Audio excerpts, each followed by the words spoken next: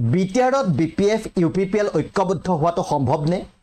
দুটা দল এক হলে নেতৃত্ব কোনে ল'ব?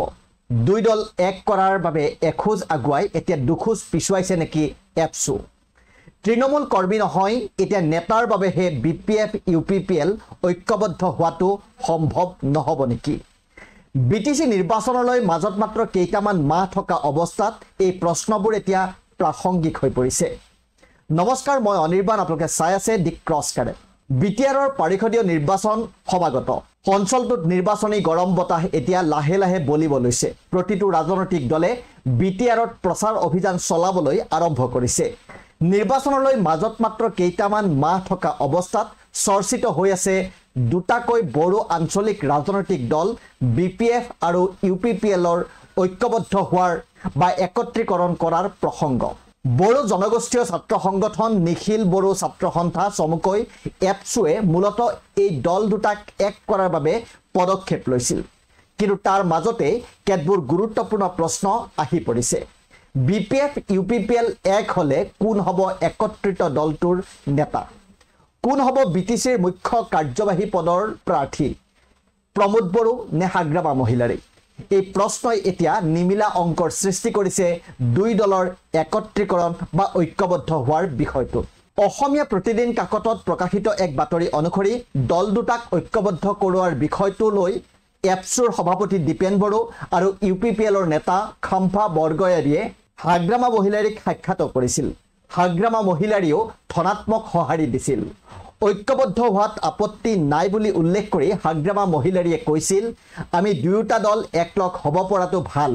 বিপিএফ ইউপিপিএল একলগ হ'লে ৰাষ্ট্ৰীয় দলৰ ৰাজনীতি উফৰি যাব। হিমন্ত বিশ্ব শৰ্মাৰ কি থাকিব? তেওঁৰ সকলো শেষ হৈ যাব। কেৱল মই আৰু প্ৰমোদ বড়ো একেখন টেবুলত বহিলেহে সেয়া সম্ভৱ হ'ব। আৰু এয়া আছিল হাগ্ৰামা মহিলাৰীৰ মন্তব্য। আৰু তেওঁ কৈছিল সেয়া সোনকালে হ'ব লাগে। এই কথা হাগ্ৰামা মহিলাৰীয়ে ৰাজহুৱাভাৱেও প্ৰকাশ কৰিছে।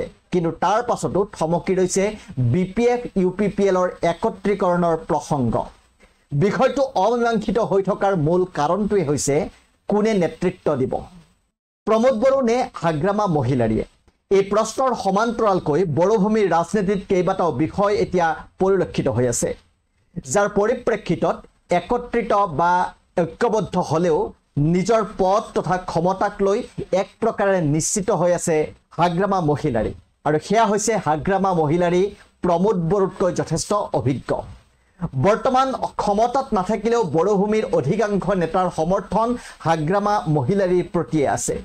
ক্ষমতা তথা সুবিধাৰ বাবে বৰ্তমান সময়ত বিপিএফ এৰি ইউপিপিএলত যোগ দিয়া বহু নেতায়ো দুয়োটা দল যদি ঐক্যবদ্ধ হয় তেতিয়াহ'লে হাগ্ৰামা মহিলাৰীকে তেওঁলোকে নেতা হিচাপে মানি লোৱাৰ সম্ভাৱনা অধিক।